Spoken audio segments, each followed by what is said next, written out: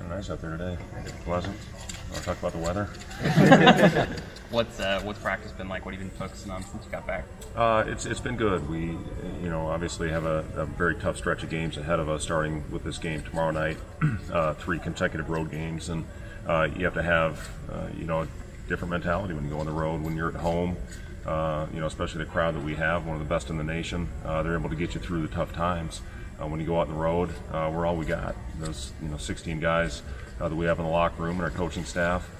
We have to find a way to go out there and play together, play through the tough times, and do it as a unit. And it's been a big focus. The communication, obviously rebounding, something that we've been focusing on a lot. And it's about going out there and obviously putting a body on players who are very inconsistent with that right now, and we can't be with our lack of size. And we found a way to win 4 or 5 in, I think, giving up 25, 15, 15 to 17 offensive rebounds in the last 4. If we don't fix that, it's going to start getting ugly here real quick. So we got to find a way to compete on the glass better, because when we get it off, we're pretty darn effective. I think our pace is 19th in the country right now, and when we can secure the rebound, we're a very effective offensive team. And we don't, and you're taking the ball out of the net and giving teams 2 and 3 opportunities, you're fighting uphill. So rebounding is something that obviously we have to continue to stress, but when we do get the ball off the glass, we're as good as anybody. So I think we're giving up 37% of opponent shots, missed shots. That's way up.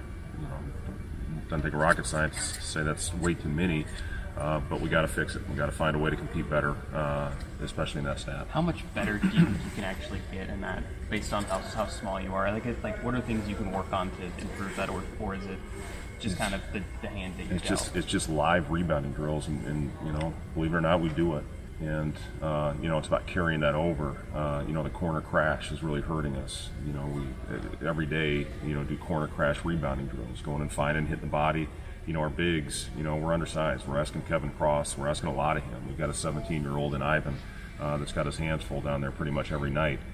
Kevin's playing out of position. He's 6'6". And we're asking, especially when you go out there tomorrow against Banks, you're playing against, the #1 shot blocker in the country and a great offensive rebounder. So, Kevin's job is to hopefully, lock him up, and then our guards can come back in and get the rebound over the top. But, it's a concerted effort. You got to do it 40 minutes, not just, when it's convenient and when you feel good and when you're fresh. You got to do it, more importantly, when you're tired, because, when you look at the stretch of games we had in the Camus, when we rebounded the ball, we were pretty darn good.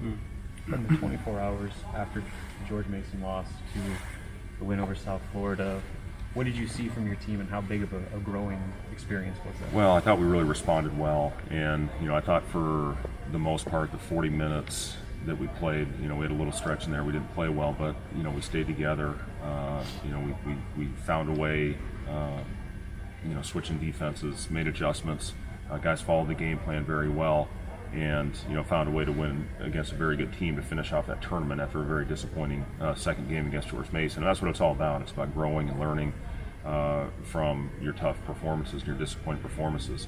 And I give our guys credit for bouncing back. That next morning we didn't talk a lot about South Florida. We talked a lot about ourselves and what we needed to do to go out there and play better and play more consistently and stay together during the tough stretches. And I thought we did a really good job of that, maybe the best we've done all year against South Florida. You've talked about just the emotions of the team meeting after the second game, and is that just a product of having a young team and how much new guys?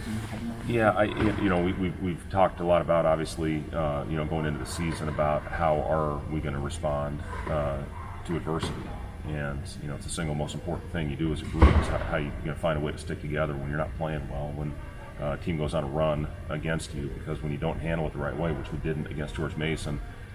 We cut that thing to 5 or 6 3 times, I think, and then we just couldn't get the big stop. And then, you expend so much energy trying to climb back into it, and then they go on the big run to finish off the game. So you just, when you have, a meeting like we did, when you sit in there and you're able to look at your teammate in the eyes and have an honest conversation and not take it personal, that's when you grow.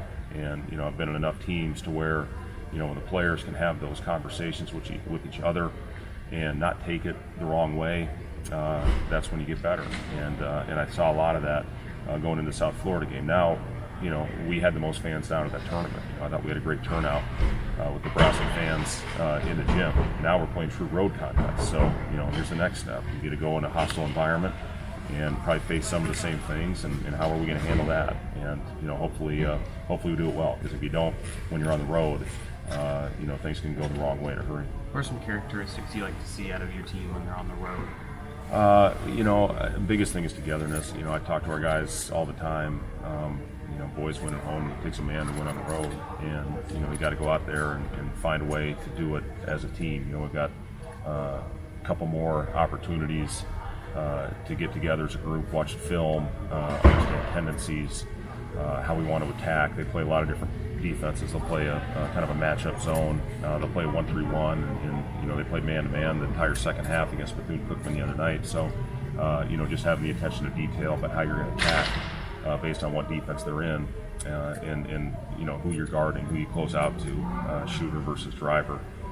You know, those things are all very important, especially when you go on the road and find a way to do it for 40 minutes and play consistent basketball. Georgia Tech is slightly below average team pace-wise. What's the challenges you face when you want to play at a high pace and they want to smother the game? Well, the thing you have to do is try to establish it early, and you know, if you let them come out and dictate the tempo, you know, we've allowed that to happen a few times this year. You know, most notably probably the first game of the season when Riverside went on a run. We tried to, you know, get it all back at once. You know, we gambled on several occasions.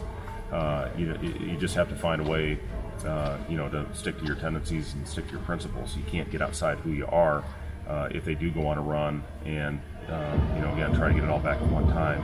And sorry.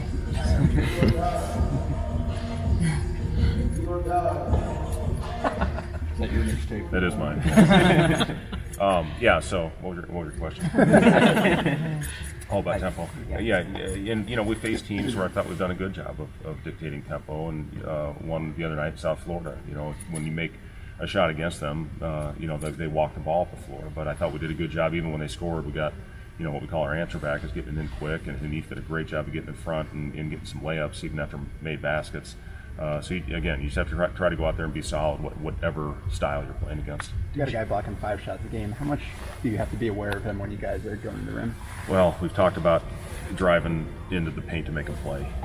You know, I told him I'd rather throw it into the 10th row than to allow him to block our shot, because you know, now at least you can get your defense set.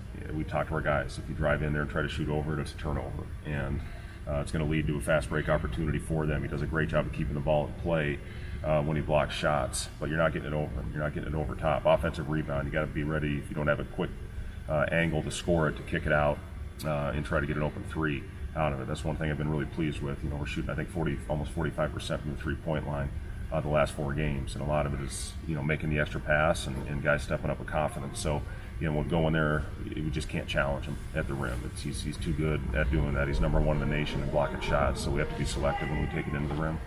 His free throw shooting is trending up his last 2 games. A little better. Is that just a mental block that you guys need to get over? That's a big part of it. You know, free throw shooting, all shooting is mental, and you know, I'm glad to see us get our 3-point numbers up a little bit, and hopefully the free throw shooting follows now. You know, it's great to see Hanif, who's, you know, historically a very good free throw shooter. You know, who had really been struggling to make 9 of 11 in the last game. One of those he missed when he lost his contact. But you know, especially to hit those 2 at the end to make it a 3-possession game. So yeah, I'm confident our guys will, you know, continue to see those numbers go in the right direction. And you know, it is, but it's mental. And if you miss the first one, it gets contagious, and then guys start thinking about it a lot. You just have to trust your stroke. With a guy like Cam in particular, how do you balance playing with swagger while also being smart? Yeah, you see it so much now, and you know, you see it at the highest level. You see, you know, guys going out there, and you know, I do like our guys playing with the swagger and playing with confidence, but you have to channel it, and you have to go out there and do it the right way. It can't cost you a transition basket. You know, you can't let an individual battle, you know, based on, you know, smack talk and going on, which I don't think we've done any of that, but I do want our guys going out there and playing. I think we're a better team when we're out there having fun and playing with swagger but you got to channel it and do it the right way. Did you have an expectation of where you guys would be at as a team, like through this portion of the season? Where are you at compared to that? Too early? I didn't really have an expectation. The biggest thing I wanted to see was growth, and I think we have seen that. I think we have gotten better as a team. I think we've gotten more consistent. Is there still room for improvement? Absolutely, but I do think we're a better team now than we were on opening night. And if we keep taking steps in the right direction, then hopefully we'll continue to become a better team. But again, this will be our first true road test, and not only this one, but then at Creighton and at Indiana, and then a short prep coming back home for Purdue. So we got a heck of a schedule coming up, so we're going to have to get better, and we're going to have to continue to improve. But that's my biggest expectation for this team, is to continue to take the positive steps and continue to get better every night. Thanks, guys.